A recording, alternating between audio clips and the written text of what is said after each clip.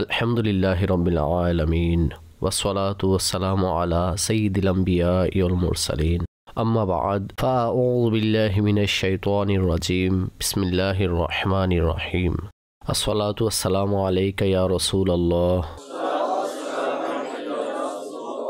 ওয়া আলা আলিকা ওয়া আসহাবিকা ইয়া হাবিবাল্লাহ আসসালাতু ওয়াসসালামু আলাইকা ইয়া নবিয়াল্লাহ ওয়া আলা আলিকা ওয়া আসহাবিকা ইয়া নূরাল্লাহ।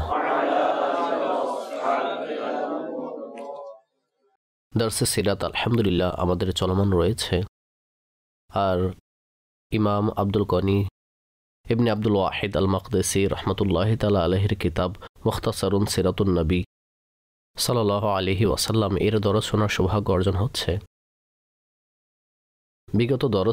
বিগত পাঠের মধ্যে আমরা নবী পাক সাল্লাল্লাহু তাআলা আলাইহি ওয়াসাল্লামের মক্কায় মুকাররমা থেকে শাম দেশের দিকে প্রথম সফরের যাত্রার বিষয়ে কিছু বিষয় শুনেছিলাম, যা নবী পাক সাল্লাল্লাহু আলাইহি ওয়াসাল্লামের মক্কায় মুকাররমায় যেভাবে লালিত পালিত হয়েছিলেন, সেখানে তিনি বেড়ে উঠেছেন। অতঃপর যখন প্রায় 12 বছর বয়স ছিল, ওই সময় প্রথম সফর শাম দেশের দিকে করেছিলেন, আর ওই সময় বিভিন্ন মুজিজা সমূহ সংঘটিত হতে থাকে। এখন লেখক আলাইহির রহমা নবী পাক সাল্লাল্লাহু আলাইহি ওয়াসাল্লামের শাম দেশের দিকে দ্বিতীয় সফরের বিষয়ে আলোচনা করছেন, যে নবী পাক সাল্লাল্লাহু আলাইহি ওয়াসাল্লাম মক্কায় মুকাররমা থেকে দ্বিতীয় সফর শাম দেশের দিকে কখন করেছেন। ইরশাদ করেন, সুম্মা খরজা সানিয়ান ইলা শামি মাআ মাসিরাতা গোলামে খাদিজাতা রাদিয়াল্লাহু তাআলা আনহা ফি তিজারাতিল্লাহা ক্বাবলা ইয়াতাযাওয়াজাহা হাত্তা বালাগা সুক বুসরা ওয়া বা'আত তিজারাতাহু। অর্থাৎ দ্বিতীয়বার নবী পাক সাল্লাল্লাহু আলাইহি ওয়াসাল্লাম হযরত খাদিজা রাদিয়াল্লাহু তাআলা আনহার সাথে বিবাহের পূর্বে হযরত খাদিজা রাদিয়াল্লাহু তাআলা আনহার গোলাম মাইসারার সঙ্গে শাম দেশের দিকে গমন করলেন। আর যখন বুসরা বাজারে পৌঁছলেন, সেখানকার বাজারে পৌঁছলেন বুসরা নামক জায়গায়, তখন যতগুলো ব্যবসার মালপত্র ছিল সেগুলো তিনি বিক্রি করে দিলেন। হযরত সাইয়্যিদা খাদিজা রাদিয়াল্লাহু তাআলা আনহা কুরাইশদের ভদ্র উত্তম আখলাকের অধিকারী নারীদের মধ্যে থেকে একজন নারী ছিলেন ওই সময়ের। আর আল্লাহ পাক যেভাবে অন্যান্য বৈশিষ্ট্য দ্বারা আমাদের সম্মানিত মাতাকে গুণান্বিত করেছিলেন, পাশাপাশি আল্লাহ পাক সম্পদের ঐশ্বর্যেরও অধিকারিণী করেছিলেন। এমন সম্পদের অধিকারিণী করেছিলেন যার কারণে তিনাকে ধনী মহিলাদের মধ্যে গণ্য করা হতো। তিনি শাম দেশের দিকে তিনি নিজের কাফেলা, ব্যবসায় কাফেলা পাঠাতেন এবং বিভিন্ন ব্যক্তিদের মাধ্যমে পাঠাতেন। নবী পাক সাল্লাল্লাহু আলাইহি ওয়াসাল্লামের বয়স মুবারক বিশুদ্ধ বর্ণনা অনুযায়ী প্রায় 25 বছর হয়েছিল। তো ওই সময় তিনি ব্যবসায়িক মালপত্রগুলো পাঠানোর সময় ছিল যেন সেখানে নিজের মালপত্রগুলো বিক্রি করা হয় এবং পুরো বছরের যে লভ্যাংশ আসবে তা যেন একত্রিত করা যায়। তো নবী পাক সাল্লাল্লাহু আলাইহি ওয়াসাল্লামের চাচা আবু তালিব রাসূল পাক সাল্লাল্লাহু আলাইহি ওয়াসাল্লামকে বললেন যে, আনা রাজুলুন লা মাল আলী ওয়া কাদ ইশতাদ্দা জামানু আলাইনা। অর্থাৎ আমি এমন একজন ব্যক্তি যার কাছে কোনো মাল নেই এবং আমার অবস্থা খুবই কঠিন চলছে। তার সন্তানাদি অনেক বেশি ছিল, আর তার যে মালপত্র, ধন সম্পদ বা ব্যবসায়িক মালপত্র তা অনেক কম ছিল। সে আরজ করল যে অবস্থা খুবই কঠিন চলছে, আর হযরত খাদিজা রাদিয়াল্লাহু তাআলা আনহার এবং এই গোত্রের যে ব্যবসায়িক কাফেলা তা শাম দেশের দিকে যাওয়ার জন্য প্রস্তুত ছিল। যদি আপনি হযরত খাদিজার সাথে আলোচনা করেন আর কাফেলা যদি আপনি নিয়ে যান, তাহলে আশা রয়েছে তিনি আপনাকে পাঠাবেন। তখন নবী পাক সাল্লাল্লাহু আলাইহি ওয়াসাল্লাম তাকে বার্তা পাঠালেন। তৎক্ষণাৎ হযরত খাদিজা রাদিয়াল্লাহু তাআলা আনহা তৈরি হয়ে গেলেন এবং নবী পাক সাল্লাল্লাহু আলাইহি ওয়াসাল্লামকে শাম দেশের দিকে নিজের গোলাম মায়সারার সাথে পাঠালেন। আর হুজুর পাক সাল্লাল্লাহু আলাইহি ওয়াসাল্লামের মন জয় করার জন্য নবী পাক সাল্লাল্লাহু আলাইহি ওয়াসাল্লামের দক্ষতার পরিপ্রেক্ষিতে তিনি বললেন যে আমি সাধারণ মানুষকে যেই পারিশ্রমিক দিয়ে থাকি তার পরিবর্তে 2 গুণ বেশি নবী পাক সাল্লাল্লাহু আলাইহি ওয়াসাল্লামের দরবারে প্রদান করব। অতঃপর নবী পাক সাল্লাল্লাহু তাআলা আলাইহি ওয়াসাল্লাম সেই মায়সারার সাথে শাম দেশের দিকে রওনা হলেন। সে গোলাম ছিল হযরত খাদিজা রাদিয়াল্লাহু তাআলা আনহার। তিনি যখন যাত্রাকালে নবী পাক সাল্লাল্লাহু আলাইহি ওয়াসাল্লামের মুজিজাসমূহ দেখলেন, উৎকর্ষতা দেখলেন, নৈতিকতা দেখলেন, তখন এমন হয়ে গেলেন যেন তিনি নবী পাক সাল্লাল্লাহু আলাইহি ওয়াসাল্লামের গোলাম। এক প্রেক্ষাপটে তো এটা স্পষ্ট যে তিনি গোলামী নবী পাক সাল্লাল্লাহু আলাইহি সাল্লামের। যারাই ঈমানদার হয়, ইসলাম ধর্ম গ্রহণ করে, নবী পাক সাল্লাল্লাহু আলাইহি ওয়াসাল্লামের গোলাম হয়ে যায়। কিন্তু কথা হলো, সেখানে তখন পর্যন্ত যে প্রকাশ্য গোলাম ছিল তা হযরত খাদিজা রাদিয়াল্লাহু তাআলা আনহারই ছিল। কিন্তু তিনি যখন নবী পাক সাল্লাল্লাহু আলাইহি ওয়াসাল্লামের সাথে সফরে রওনা হলেন, তখন নবী পাক সাল্লাল্লাহু আলাইহি ওয়াসাল্লামের উৎকর্ষতা দেখে গোলামের ন্যায় হুজুর সাল্লাল্লাহু আলাইহি ওয়াসাল্লামের সাথে অবস্থান করতে লাগলেন। পূর্বে যে সফর ছিল তার মধ্যে বাহিরা যে সন্ন্যাসী ছিল, সে নবী পাক সাল্লাল্লাহু আলাইহি ওয়াসাল্লামকে দেখল যে হুজুর সাল্লাল্লাহু আলাইহি ওয়াসাল্লাম যে স্থান অতিক্রম করছিলেন সেই স্থানে সকল গাছ ও পাথর হুজুর আলাইহিস সালামকে সেজদা করছিল। তো এই সফর চলাকালীন নবী পাক সাল্লাল্লাহু তাআলা আলাইহি ওয়াসাল্লাম একটি গাছের ছায়ার নিচে বসলেন।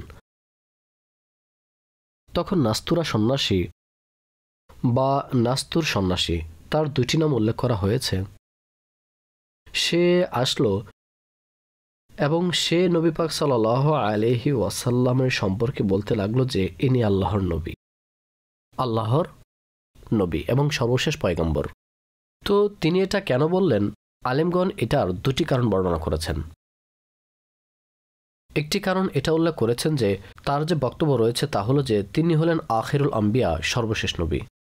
এটার কারণ এটা ছিল যে নবী পাক সাল্লাল্লাহু আলাইহি ওয়াসাল্লাম একটি গাছের ছায়ায় বসেছিলেন, বসে আরাম করছিলেন। এটা দেখে সে বলল, এটা এমন গাছ যার নিচে কোনো নবী ব্যতীত অন্য কেউ বসেই না। অর্থাৎ এখানে নবী আলাইহিমুস সালাতু সালামই এই গাছের ছায়ায় বসেন, তাছাড়া আর কেউ এটার ছায়ায় বসে না। তো এটা হলো লক্ষণ আল্লাহর সর্বশেষ নবী হওয়ার। আর দ্বিতীয় হলো যে স্বয়ং সেই নাস্তুরা সন্ন্যাসী সে দেখেছিল যে নবী পাক সাল্লাল্লাহু তাআলা আলাইহি ওয়াসাল্লামের মাথার উপরে মেঘ ছায়া প্রদান করছে। যেখানে নবী পাক সাল্লাল্লাহু আলাইহি ওয়াসাল্লাম তাশরিফ নিয়ে যেতেন, মেঘের ওই টুকরোটি নবী পাক সাল্লাল্লাহু আলাইহি ওয়াসাল্লামের সাথে সাথে চলতে থাকত। তো এই লক্ষণ সে ব্যক্তির জানা ছিল নবী পাক সাল্লাল্লাহু আলাইহি ওয়াসাল্লামের। তাই তৎক্ষণাৎ সে সাক্ষ্য দিল, হাযা নবিয়্যুন ওয়া হুয়া আখিরুল আম্বিয়া, ইনি আল্লাহর নবী এবং সর্বশেষ নবী। অনুরূপভাবে ইমাম ইবনে সাদ রাহমাতুল্লাহি তাআলা আলাইহি আত-তাবাকাতুল কুবরায় লিখেন, ওয়া কানা মাইসারাতু ইযা কানাতিল হাজিরাতু ওয়াশতাদ্দাল হাররু ইয়ারা মালাকাইনি ইউযিল্লানি রাসূলুল্লাহি সাল্লাল্লাহু আলাইহি ওয়াসাল্লাম মিনাশ শামস। অর্থাৎ স্বয়ং মাইসারা যখন জোহরের সময় হতো, অর্থাৎ উত্তপ্ত মুহূর্ত হতো, মধ্যাহ্নের সময় হতো এবং অনেক বেশি উষ্ণ হয়ে যেত, তখন সে স্বচক্ষে দেখত যে 2 জন ফেরেশতা যারা নবী পাক সাল্লাল্লাহু তাআলা আলাইহি ওয়াসাল্লামকে সূর্যের তাপ থেকে বাঁচানোর জন্য হুজুর আলাইহিস সালামের উপর ছায়া প্রদান করত। সামনে তিনি লিখেছেন, আমি যা আপনাদের সামনে উপস্থাপন করলাম, ওয়া কানা আল্লাহু ক্বাদ আলকা আলাইহাল মুহাব্বাতা মিন মাইসারাতি। যখন তিনি এগুলো দেখলেন তখন আল্লাহ পাক তার অন্তর মধ্যে এমন ভালোবাসা সৃষ্টি করে দিলেন যে ফাকানা কাআন্নাহু আব্দুল্লাহু, এই মাইসারা যেন নবী পাক সাল্লাল্লাহু তাআলা আলাইহি ওয়াসাল্লামের গোলাম হয়ে গেলেন। অতঃপর নবী পাক সাল্লাল্লাহু আলাইহি ওয়াসাল্লাম শাম দেশে পৌঁছলেন এবং তিনি সেখানে ব্যবসায়িক পণ্য বিক্রি করলেন এবং তার উত্তম গুণাবলীর কারণে, শ্রেষ্ঠ নৈতিকতার কারণে আল্লাহ তাবারক ওয়া তাআলার দরবারে তার সম্মান ও মর্যাদার কারণে এবার এত লাভ হয়েছে যে যা পূর্বে লাভ হতো আল্লাহ পাক তার থেকে 2 গুণ বেশি প্রদান করলেন। নবী পাক সাল্লাল্লাহু তাআলা আলাইহি ওয়াসাল্লাম সমস্ত পণ্য সামগ্রী ইত্যাদি নিয়ে পুনরায় মক্কা মুকাররমায় পৌঁছলেন এবং হযরত খাদিজা রাদিয়াল্লাহু তাআলা আনহাকে সমস্ত উপকরণ সমর্পণ করলেন। তখন হুজুর আলাইহিস সালামের জন্য তিনি যা নির্ধারণ করেছিলেন তার 2 গুণ প্রদান করার সৌভাগ্য অর্জন করলেন।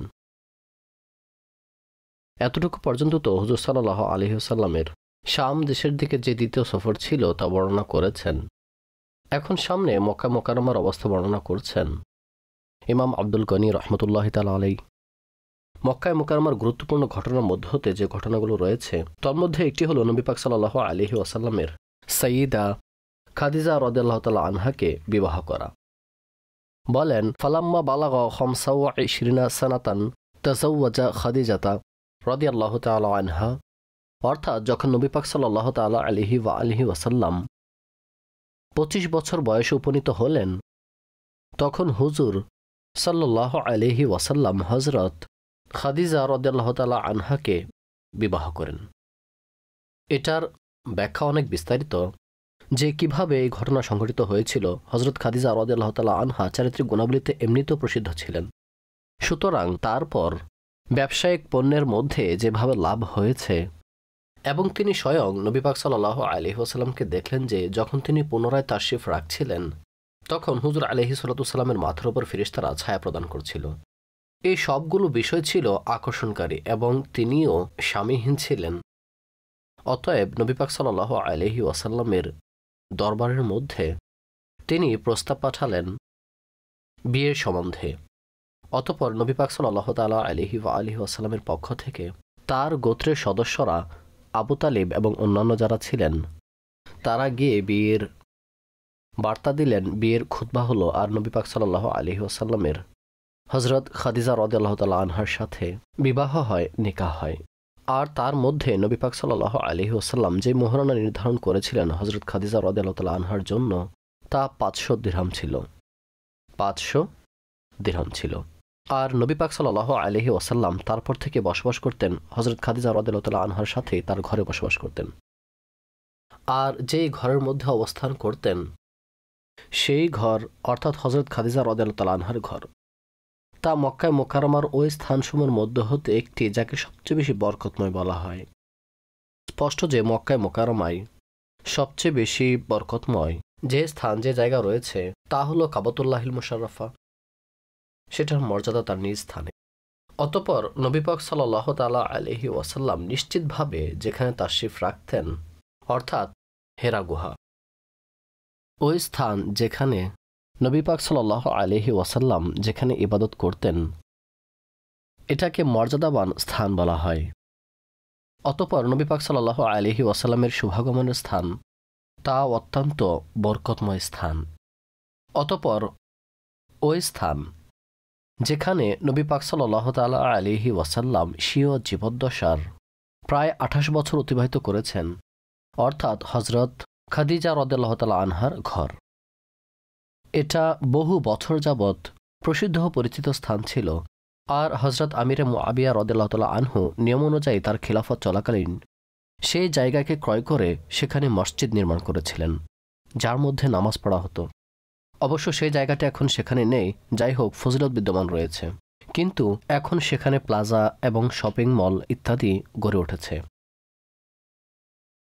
সুতরাং এটা অত্যন্ত বরকতময় একটি জায়গা যেখানে নবী পাক সাল্লাল্লাহু আলাইহি ওয়াসাল্লাম স্বীয় জীবদ্দশার দীর্ঘ সময় অতিবাহিত করেছেন। সাইয়্যিদা খাদিজা রাদিয়াল্লাহু তাআলা আনহার সাথে হুজুর সাল্লাল্লাহু আলাইহি ওয়াসাল্লামের বিবাহ হয় এবং তার থেকে নবী পাক সাল্লাল্লাহু আলাইহি ওয়াসাল্লামের সকল সন্তানগণ শুধুমাত্র ইব্রাহিম রাদিয়াল্লাহু তাআলা আনহু ব্যতীত ভূমিষ্ঠ হয়েছেন। এর উপর বিস্তারিত ইনশাআল্লাহ লেখক সামনে আলোচনা করবেন, যেখানে নবী পাক সাল্লাল্লাহু তাআলা আলাইহি ওয়া আলিহি ওয়াসাল্লামের মুবারক বিবিদের আলোচনা আসবে, যে নবী পাক সাল্লাল্লাহু আলাইহি ওয়াসাল্লামের পবিত্র বিবিদের মর্যাদা কি এবং কতজন হুজুর আলাইহিস সালামের আজওয়াজ মুতাহারা ছিলেন, মুবারক বিবি ছিলেন, সেখানে এর আলোচনা করবেন। অতঃপর ইরশাদ করেন, ফালাম্মা বালাগা 40 সানাতান ইখতাসাহু আল্লাহু বিকারামাতিহি ওয়া বাতাসাহু বিরিসালাতিহি আতাহু জিবরিল আলাইহিস সালাম ওয়া হুয়া বিগারিন হিরাইন জাবালিন বিমাক্কাতা ওয়া আকামা বিমাক্কাতা 13 সানাতান ওয়া কিলা 15 ওয়া কিলা 10 ওয়া সাহিহু আল আউয়াল। অর্থাৎ নবী পাক সাল্লাল্লাহু তাআলা আলাইহি ওয়া আলিহি ওয়াসাল্লামের বয়স মুবারক যখন 40 বছর হয়, তখন আল্লাহ পাক তাকে বিশেষ সম্মানের সাথে অর্থাৎ মর্যাদার সাথে বিশেষায়িত করে নেন আর তাকে রিসালাত দ্বারা উত্থিত করেন। রিসালাতের দ্বারা উত্থিত করার মানে হলো যে নবী পাক সাল্লাল্লাহু তাআলা আলাইহি ওয়াসাল্লামকে নবুয়ত ঘোষণার আদেশ করা হয়। নবুয়ত ঘোষণার আদেশ করা হলে জিবরাইল আমিন আলাইহিস সালাম হেরা গুহায় তার খিদমতে উপস্থিত হন। হুজুর আলাইহিস সালাতু সালাম সর্বকাল থেকেই আল্লাহর নবী এবং কার্যতভাবে এখন নবী। আর তার মুবারক রূহ সম্পর্কে সাইয়্যিদুনা মুহিউদ্দিন ইবনে আরবি রাহমাতুল্লাহি তাআলা আলাইহি এবং অন্যান্য বুজুর্গগণ স্পষ্টভাবে লিখেছেন যে রূহের জগতে নবী পাক সাল্লাল্লাহু তাআলা আলাইহি ওয়াসাল্লামের মুবারক রূহ অন্যান্য আম্বিয়া কেরাম আলাইহিমুস সালাতু সালামদেরকে তরবিয়ত করতেন। হুজুর পাক সাল্লাল্লাহু আলাইহি ওয়াসাল্লাম সে সময় থেকেই নবী ছিলেন। আর প্রসিদ্ধ পরিচিত হাদিস মুবারাকা হলো যে যখন হুজুর সাল্লাল্লাহু আলাইহি ওয়াসাল্লামকে জিজ্ঞাসা করা হলো যে মাতা ওয়াজাবাত লাকান নবুয়া, আপনি কখন থেকে নবী? তখন হুজুরে পাক সাল্লাল্লাহু আলাইহি ওয়াসাল্লাম ইরশাদ করলেন কুনতু নবিয়্যান ওয়া আদমু বাইনার রূহি ওয়াল জাসাদ, আমি ওই সময়ও নবী ছিলাম যখন আদম শরীর ও রূহের মাঝখানে ছিলেন। এখানে উদাহরণ বর্ণনা করা উদ্দেশ্য যে যখন আদম আলাইহিস সালাতু সালামের সৃষ্টিও হয়নি তার পূর্বে থেকেই আমি নবী ছিলাম।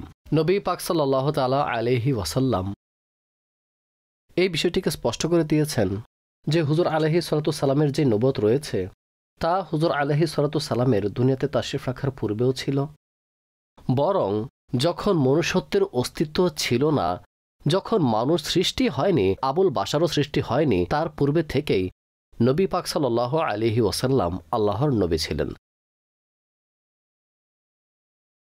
তো এখানে যা বলা হয়েছে যে আল্লাহ পাক 40 বছর বয়সে তাকে রিসালাতের মাধ্যমে উত্থিত করেন, এর দ্বারা উদ্দেশ্য হলো যে তার নবুয়ত ঘোষণার আদেশ হয়েছে যে আপনি ঘোষণা করুন। জিবরিল আমিন হেরা গুহায় হুজুর আলাইহিস সালাতু সালামের দরবারে উপস্থিত হলেন প্রথম ওহী নিয়ে।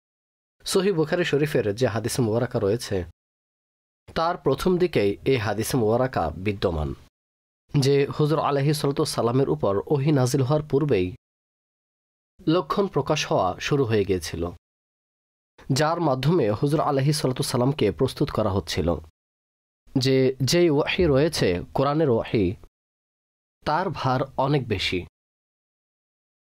এ ব্যাপারে কোরআনের মধ্যে স্পষ্টভাবে বিদ্যমান রয়েছে যে লাউ আনজালনা হাযাল কুরআনা আলা জাবালিন লারাআইতাহু খাশিআম মুতাসাদ্দিআম মিন খাশিয়াতিল্লাহ, অর্থাৎ যদি এই কোরআন আমি কোনো পাহাড়ের উপর অবতীর্ণ করি তাহলে আপনি দেখবেন যে আল্লাহর ভয়ে সেটা চূর্ণ বিচূর্ণ হয়ে যাবে। তো এখন এই কোরআন নবী পাক সাল্লাল্লাহু আলাইহি ওয়াসাল্লামের মোবারক হৃদয়ের মধ্যে অবতীর্ণ হওয়ার ছিল, তার সত্তার উপর অবতীর্ণ হওয়ার ছিল। সুতরাং তা যদি হঠাৎ করে হতো তাহলে অনেক বেশি ভারী মনে হতো। তাই হুজুর আলাইহিস সালামের নিকট কিছু লক্ষণ প্রকাশ হতে লাগলো এবং এটার যে সূচনা হয়েছে সাইয়্যিদা আয়েশা রাদিয়াল্লাহু তাআলা আনহার একটি হাদিস মুবারাকা যে তা সত্য স্বপ্নের মাধ্যমে হয়েছে, সত্য স্বপ্নের মাধ্যমে হয়েছে। এমনিতেও নবী পাক সাল্লাল্লাহু আলাইহি ওয়াসাল্লাম যেই স্বপ্নই দেখতেন সকালে সেই স্বপ্নের বাস্তবতা একদম সকালের আলোর ন্যায় বাস্তব হয়ে যেত। যেই স্বপ্ন দেখতেন সেই স্বপ্ন বাস্তব হয়ে তার সামনে প্রকাশ হয়ে যেত। তিনি ফেরেশতাদের রশনিকে দেখতে পেতেন। অদৃশ্যের আওয়াজ হুজুর আলাইহিস সালাতু সালামের মোবারক কান দ্বারা শ্রবণ করতেন। এই লক্ষণগুলো প্রকাশ পাচ্ছিল। অতঃপর নবী পাক সাল্লাল্লাহু আলাইহি ওয়াসাল্লামের অন্তরের মধ্যে নির্জনতার প্রতি ভালোবাসা সৃষ্টি করে দেওয়া হলো যে যেন তিনি সবার থেকে পৃথক হয়ে যান এবং কোনো স্থানে যেন একাকিত্বতা গ্রহণ করেন। তখন হুজুর আলাইহিস সালাম হেরা গুহাকে বেছে নিলেন, ওয়া বিগারে হিরা। এখানে এটা উল্লেখ করা হয়েছে যে জিবরাইল আমিন প্রথম যে ওহী নিয়ে এসেছিলেন তা কোথায় নিয়ে এসেছিলেন? হেরা গুহায়। অনেক সময় সেখানে তিনি এক মাস পর্যন্ত তাশরিফ রাখতেন, সেখানে আল্লাহ পাকের ইবাদত করতেন। হেরা গুহাকে বাছাই করার কারণ হলো যে এই গুহা সদা সর্বদাই আল্লাহর রহমত দ্বারা পরিবেষ্টিত ছিল, আর এখনও আল্লাহর অলিগণ সেই গুহাকে গুরুত্ব দিয়ে থাকেন এবং সেখানের মধ্যে ধারাবাহিকভাবে আউলিয়াদের ইজতিমা হয়ে থাকে। এই সৈয়দি আব্দুল আজিজ দাব্বাগ রহমতুল্লাহ তাআলা আলাই নিজের কিতাব আল ইব্রিজের মধ্যে তিনি নকল করেন বড় বড় আউলিয়াগণ এই গুহায় একত্রিত হয়ে থাকেন এবং কায়নাতের যত পরামর্শ ফেরেশতারা করে থাকেন তাদের বৈঠকও এই গুহার মধ্যেই হয়ে থাকে। এই গুহা সবসময়ের জন্যই বরকতময় স্থান এবং আল্লাহ পাকের রহমতের বহিঃপ্রকাশ। এবং নবী পাক সাল্লাল্লাহু তাআলা আলাইহি ওয়া আলিহি ওয়াসাল্লামের দাদা হযরত আব্দুল মুত্তালিব রাদিয়াল্লাহু তাআলা আনহু এই গুহার মধ্যে অবস্থান করতেন, ইবাদত করতেন। তো হুজুর পাক সাল্লাল্লাহু তাআলা আলাইহি ওয়া আলিহি ওয়াসাল্লামও উক্ত গুহাকে বাছাই করেছিলেন, অর্থাৎ এখানে আল্লাহ পাকের ইবাদত করতেন। তো 6 মাস পূর্বে থেকে এই বিষয়গুলো হুজুর আলাইহিস সালামের নিকট প্রকাশ হতে থাকে। রমজানে প্রথম ওহী নাজিল হয়েছে এবং 6 মাস পূর্বে উক্ত লক্ষণগুলো প্রকাশ করা শুরু করা হয়েছে। তো এর মানে হলো যে উক্ত বাস্তব স্বপ্ন ইত্যাদি রবিউল আউয়ালের মধ্যে দেখানো শুরু হয়েছে। এটার যে সূচনা হয়েছে তা রবিউল আউয়াল থেকে হয়েছে, কেননা রমজানের 6 মাস পিছনে যদি আপনি যান তাহলে কোন মাস আসবে? রবিউল আউয়াল শরীফের মাস আসতে চলেছে। তো তখন থেকেই নবী পাক সাল্লাল্লাহু আলাইহি ওয়াসাল্লামকে উক্ত লক্ষণগুলো দেখানো হচ্ছিল। অতঃপর তার অন্তরের মধ্যে এই নির্জনতার ভালোবাসা জাগ্রত হয় এবং তিনি হেরা গুহার মধ্যে আল্লাহ পাকের এক মাস 40 দিন একাকিত্বভাবে ইবাদত করা শুরু করেন। এমনকি একবার যখন তিনি ইবাদত করছিলেন তখন জিবরিল আমিন উপস্থিত হলেন এবং নবী পাক সাল্লাল্লাহু আলাইহি ওয়াসাল্লাম দরবারে আরজ করলেন যে ইকরা, পড়ুন। তখন হুজুর আলাইহিস সালাতু সালাম ইরশাদ করলেন যে মা আনা বিকারিন, মা আনা বিকারিন, আমি পাঠকারী নই, পাঠকারী নই। অর্থাৎ আমি পড়তে পারি কিন্তু আপনার বলার দ্বারা আমি পাঠকারী নই। এটার অর্থ এ নয় যে আমি পড়তে পারি না, আমি পড়তে পারি না, এটার এ অর্থ নয়, বরং এর অর্থ হলো আনাবি করিন, আমি আপনার বলার দ্বারাই পাঠকারী নই।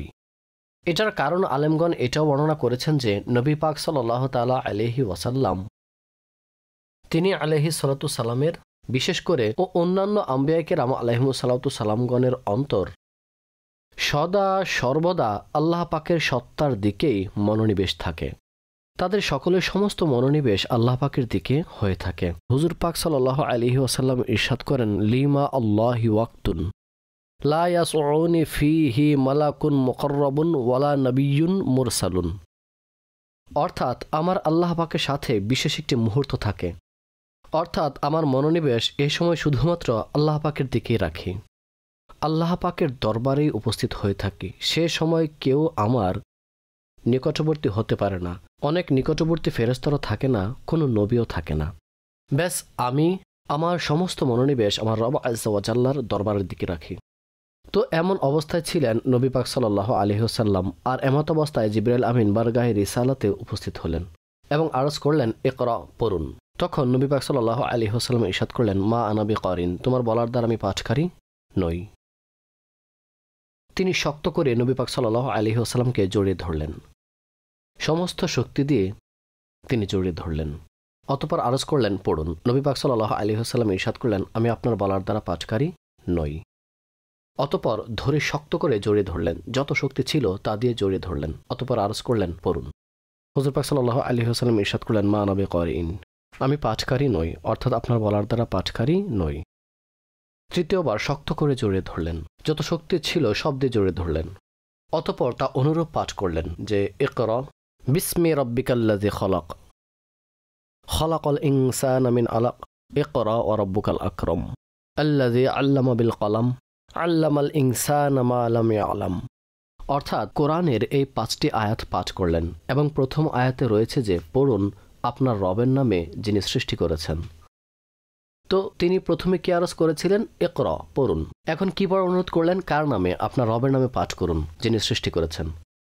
তখন নবী পাক সাল্লাল্লাহু আলাইহি ওয়াসাল্লাম পাঠ করলেন। ঠিক আছে, তিনি যা বলেছেন তা পাঠ করা শুরু করেন। এখানে একটি বিষয় হলো যে জিবরাইল আমিন আলাইহিস সালাতু সালামের এই জড়িয়ে ধরা, তো জিবরাইল আমিন আলাইহিস সালাতু সালামের শক্তি এমন শক্তি যে তিনি নিজের আঙ্গুলের মধ্যে লূত সম্প্রদায়ের বস্তিকে উঠিয়ে নিয়েছিলেন এবং সেটাকে এত উপরে নিয়ে গিয়েছিলেন যে আকাশবাসীরা লূত সম্প্রদায়ের পশুদের আওয়াজ শুনেছিলেন, অতঃপর সেটাকে এভাবে উল্টিয়ে দিয়েছিলেন।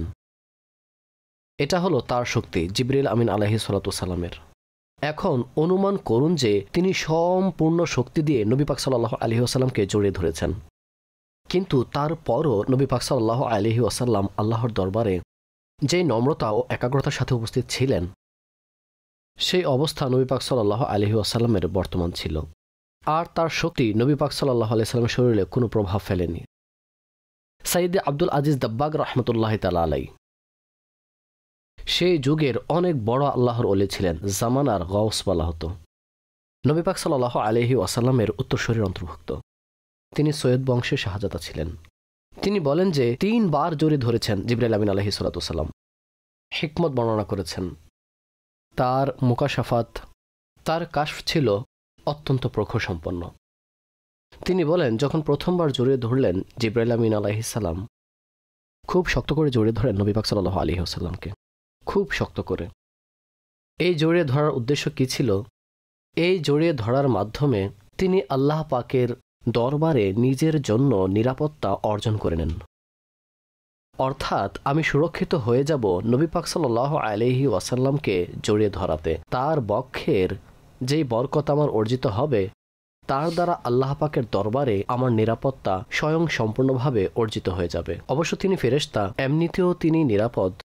তিনি নিজেই বলেন যে যখন আমি শয়তানকে দেখলাম যে সে বিতাড়িত হয়েছে, এত বড় মর্যাদাশীল হওয়া সত্ত্বেও তারপর থেকে তিনি ভয়ার্ত থাকতেন, কিন্তু নবী পাক সাল্লাল্লাহু তাআলা আলাইহি ওয়াসাল্লামের নবুয়তের কারণে তিনিও নিরাপত্তা পেয়েছেন। দ্বিতীয়বার যখন জড়িয়ে ধরলেন, তখন সাইয়্যিদ আব্দুল আজিজ দাব্বাগ রাহমাতুল্লাহি তাআলা আলাইহি বলেন, তিনি আল্লাহর দরবারে আরও অধিক মর্যাদার জন্য জড়িয়ে ধরেছেন। আর তৃতীয়বার তার উম্মতের নিরাপত্তা ও আশ্রয়ের জন্য তিনি নবী পাক সাল্লাল্লাহু আলাইহি ওয়াসাল্লামকে নিজের বাহুদের মধ্যে জড়িয়ে ধরেছেন, যেন তার উম্মতেরও নিরাপত্তা ও আশ্রয় হয়ে যায়। এটা আউলিয়া কিরামদের কাশফ হয়ে থাকে, আর তাদের সামনে যে বিষয় উপস্থিত হয় তার অনুরূপ ব্যাখ্যা বর্ণনা করে থাকেন। তো জিবরিল আমিন আলাইহিস সালাতু সালাম প্রথম ওহী নিয়ে নবী পাক সাল্লাল্লাহু আলাইহি ওয়াসাল্লামের দরবারে উপস্থিত হলেন। আর তখন নবী পাক সাল্লাল্লাহু তাআলা আলাইহি ওয়াসাল্লামের বয়স মোবারক সুনির্দিষ্ট উক্তি অনুযায়ী 40 বছর ছিল। সামনে তিনি বলেন যে যখন নবুয়ত ঘোষণা করলেন, তারপর থেকে নবী পাক সাল্লাল্লাহু তাআলা আলাইহি ওয়াসাল্লাম মক্কায় মুকাররমায় 13 বছর ছিলেন। অর্থাৎ নবুয়ত ঘোষণার পর নির্ভুল উক্তি অনুযায়ী তার জীবদ্দশা, মক্কি যে জীবদ্দশা রয়েছে তা 13 বছরের ছিল। ওয়াকিলা খামসা আশারতা, এবং বলা হয়েছে, অর্থাৎ একটি উক্তি হলো যে তিনি মক্কায় মুকাররমায় 15 বছর ছিলেন, আর আরেকটি উক্তি হলো যে তিনি মক্কায় মুকাররমায় 10 বছর ছিলেন। ইরশাদ করেন, ওয়া সহিহু আল আউয়াল, সঠিক উক্তি হলো প্রথমটি। 13 বছর হুজুর আলাইহিস সালাতু সালাম মক্কা মুকাররমায় অতিবাহিত করেন। 10 বছর উক্তিটি এভাবে সঠিক যে নবী পাক সাল্লাল্লাহু তাআলা আলাইহি ওয়া আলিহি ওয়াসাল্লামের যে প্রাথমিক জীবদ্দশা ছিল, প্রাথমিক যে 3 বছর ছিল, তার মধ্যে নবী পাক সাল্লাল্লাহু তাআলা আলাইহি ওয়াসাল্লাম গোপনে দিন প্রচার করেছেন। অর্থাৎ হুজুর সাল্লাল্লাহু আলাইহি ওয়াসাল্লাম সে সময় প্রকাশ্যে দাওয়াত দিতেন না, গোপনে হুজুর সাল্লাল্লাহু আলাইহি ওয়াসাল্লাম দাওয়াত প্রদান করতেন। তো এই 3 বছর এভাবে অতিবাহিত হয়েছে। এজন্য অনেক আলেম বলেন যে 10 বছর নবী পাক সাল্লাল্লাহু আলাইহি ওয়াসাল্লাম মাক্কি জীবন কাটিয়েছেন। এর দ্বারা উদ্দেশ্য হলো যে প্রকাশ্যভাবে তিনি দিন ইসলামের দিকে মানুষকে আহ্বান করেছেন। তো এভাবে এই দুটি উক্তির মাঝখানে সামঞ্জস্য হয়ে যায়, বিষয়টি স্পষ্ট হয়ে যায়। ওয়া কানা ইউসাল্লি ইলা বাইতিল মাকদিসি মুদ্দাতা মাকামিহি বিমাক্কাতা ওয়া লা ইয়াস্তাদবিরুল কাবাতা ওয়া ইয়াজআলুহা বাইনা ইয়াদাইহি ওয়া সাল্লা ইলা বাইতিল মাকদিসি আইদান বাদা কুদুমিহিল মদিনাতা 16 শাহরান আও 17 শাহরান। অর্থাৎ নবী পাক সাল্লাল্লাহু তাআলা আলাইহি ওয়া আলিহি ওয়াসাল্লাম যখন মক্কায় মুকাররমায় তাশরিফ রেখেছেন, 13 বছর জীবদ্দশা অতিবাহিত করেছেন, তখন তাতে তিনি বাইতুল মুকাদ্দাসের দিকে মুখ করে নামাজ আদায় করতেন। বাইতুল মুকাদ্দাসের দিকে মুখ করে নামাজ পড়তেন, কিন্তু কাবাকে পিছনে করতেন না, বরং তাকেও নিজের সামনে রাখতেন। অর্থাৎ কাবাতুল্লাহিল মুশাররফা এভাবে হতো না যে সেদিকে পিঠ করে তিনি বাইতুল মুকাদ্দাসের দিকে মুখ করতেন, বরং কাবার ওই দিকে নবী পাক সাল্লাল্লাহু তাআলা আলাইহি ওয়া আলিহি ওয়াসাল্লাম দাঁড়াতেন, যে কাবাও তার সামনে হয়ে যেত এবং তার মুখও বাইতুল মুকাদ্দাসের দিকে হয়ে যেত। অর্থাৎ কাবার সামনে যেদিকেই তিনি দাঁড়াতেন, যেদিকেই তিনি মুখ করতেন, তখন কোন দিকে হতো? কাবার দিকে মুখ হতো। তো নবী পাক সাল্লাল্লাহু তাআলা আলাইহি ওয়া আলিহি ওয়াসাল্লাম এই পদ্ধতিতে কাবাতুল্লাহিল মুশাররফার দিকে মুখ করতেন, যে কাবার দিকেও মুখ হয়ে যেত এবং বাইতুল মুকাদ্দাসের দিকেও মুখ হয়ে যেত। যেমন আজকাল মুস্তাজাবের যে স্থান রয়েছে যেখানে দোয়া কবুল হয়, সেই স্থান অতিক্রম করার সময় যারা মুহাব্বতকারী রয়েছেন তারা দরুদ শরীফ পাঠ করেন। কারণ কি, যখন আপনি মুস্তাজাবের দিকে মুখ করবেন, কাবার দিকে, তখন আপনার মুখ মদিনার দিকেও হয়ে যাবে। তো এই জন্যই সেখান থেকে যদি কাবাকে দেখেন তাহলে উভয় দিকে আপনার চেহারা হয়ে যাবে। যেমন আমরা এই দেশ থেকে যখন আমরা মক্কায় মুকাররমার দিকে মুখ করে বসি, তখন এটা মদিনায় মুনাওয়ারার দিকে আমাদের মুখ হয়ে যায়, কেননা এই দুটি আমাদের জন্য একদিকেই পড়েছে। তো অনুরূপভাবে নবী পাক সাল্লাল্লাহু তাআলা আলাইহি ওয়া আলিহি ওয়াসাল্লাম কাবার সামনে নামাজ পড়তেন যাতে তার মুখ কাবার দিকেও হতো, একই সাথে বাইতুল মুকাদ্দাসের দিকেও তার মুখ হয়ে যেত। তিনি বলেন, নবী পাক সাল্লাল্লাহু তাআলা আলাইহি ওয়াসাল্লাম যখন মদিনায় মুনাওয়ারায় তাশরিফ রাখেন, সেখানেও তিনি 16 বা 17 মাস বাইতুল মুকাদ্দাসের দিকে মুখ করে নামাজ আদায় করেছেন। সঠিক হলো যে 16 মাস এবং কিছুদিন নবী পাক সাল্লাল্লাহু তাআলা আলাইহি ওয়াসাল্লাম বাইতুল মুকাদ্দাসের দিকে মুখ করে নামাজ আদায় করেছেন। অতঃপর নবী পাক সাল্লাল্লাহু তাআলা আলাইহি ওয়াসাল্লামের আকাঙ্ক্ষায় আল্লাহ পাক হুজুর আলাইহিস সালাতু সালামের জন্য কাবা বানিয়ে দিলেন। আচ্ছা, এখন এখানে দুটি বিষয় রয়েছে, এর পরিপ্রেক্ষিতে যা ব্যাখ্যাকারী লিখেছেন। নাম্বার 1 হলো যে নবী পাক সাল্লাল্লাহু তাআলা আলাইহি ওয়া আলিহি ওয়াসাল্লাম নবুয়ত ঘোষণা প্রদান করার অনেক পর নামাজ ফরজ হয়েছিল মেরাজের রাতে ফরজ হয়েছিল। তো এর পূর্বে কোন ধরনের নামাজ নবী পাক সাল্লাল্লাহু আলাইহি ওয়াসাল্লাম আদায় করতেন? তো অনেক আলেমগণ এটা বলেছেন যে নবী পাক সাল্লাল্লাহু আলাইহি ওয়াসাল্লাম ও তার সাহাবা সকাল ও সন্ধ্যায় 2-2 রাকাত পড়তেন। সকাল ও সন্ধ্যায় 2-2 রাকাত পড়তেন, এটা পড়া আবশ্যক ছিল। কিন্তু সঠিক উক্তি হলো এটাই যে মেরাজের পূর্বে তার উপর ও তার সাহাবাদের উপর শুধুমাত্র রাতের কিয়াম আবশ্যক ছিল, যে রাতে উঠে আল্লাহ পাকের কিছু ইবাদত করে নেওয়া, এটাই তাদের উপর তখন আবশ্যক ছিল। এটা ব্যতীত অন্য কোনো নামাজ ইত্যাদি তার উপর ও তার সাহাবাদের উপর ফরজ ছিল না। তা যে ফরজ করা হয়েছে তা একদম মেরাজের রাতে। নবী পাক সাল্লাল্লাহু আলাইহি ওয়াসাল্লামকে এই উপহার মেরাজের রাতে প্রদান করা হয়েছে। ঠিক আছে। দ্বিতীয় বিষয় হলো, এমন হয়েছে যে নবী পাক সাল্লাল্লাহু আলাইহি ওয়াসাল্লামের নিকট যখন জিবরাইল আমিন বারগাহে রিসালাত উপস্থিত হলেন, তখনই নবী পাক সাল্লাল্লাহু আলাইহি ওয়াসাল্লাম দরবারে তিনি ওযু করার পদ্ধতিও আরজ করলেন, ওযু করে দেখালেন তাকে। আর পাশাপাশি নবী পাক সাল্লাল্লাহু আলাইহি ওয়াসাল্লামকে নামাজ পড়ে দেখেছেন। হুজুর আলাইহিস সালাতু সালাম তার সাথে নামাজ আদায় করেছেন। এখন যে নামাজ জিবরাইল আমিন আলাইহিস সালাতু সালাম পড়িয়েছেন এবং নবী পাক সাল্লাল্লাহু আলাইহি ওয়াসাল্লাম মেরাজের পূর্বে যে নামাজ আদায় করেছেন, সেই নামাজ এমনই ছিল যেভাবে পড়া হয়, নাকি কিছু পার্থক্য ছিল? যেভাবে আমরা এখন পড়ি তেমনই নামাজ ছিল, নাকি এর মধ্যে কিছু পার্থক্য ছিল? তো আলা হযরত ইমামে আহলে সুন্নাত আশ-শাহ ইমাম আহমদ রাজা খান রাহমাতুল্লাহি তাআলা আলাইহির গবেষণা অনুযায়ী কোরআন ও হাদিস থেকে তিনি দলিলাদি পেশ করেছেন এবং স্পষ্ট করেছেন, তা হলো যে নবী পাক সাল্লাল্লাহু আলাইহি ওয়াসাল্লামের নামাজ সে সময় এমনই ছিল যেমন আমরা এখন পড়ে থাকি। অর্থাৎ মেরাজের পূর্বেও এভাবেই নবী পাক সাল্লাল্লাহু আলাইহি ওয়াসাল্লাম নামাজ আদায় করতেন যেভাবে মেরাজের পর আদায় করেছেন। রুকুর ব্যাপারে মতানৈক্য রয়েছে যে সে সময়ও কি রুকু ছিল? তো সঠিক উক্তি হলো যে রুকু সে সময় মেরাজের পূর্বে নামাজের মধ্যে বিদ্যমান ছিল, মেরাজের পূর্বেও রুকু বিদ্যমান ছিল। অর্থাৎ পুরোপুরি নামাজ যা এখন আমরা পড়ে থাকি তেমনই নামাজ মেরাজের পূর্বে পড়া হতো। এতটুকু পর্যন্ত লেখক আলাইহি রহমা নবী পাক সাল্লাল্লাহু তাআলা আলাইহি ওয়া আলিহি ওয়াসাল্লামের মাক্কি জীবদ্দশার আলোচনা করেছেন। এ কথা আমরা পূর্বে উল্লেখ করেছি।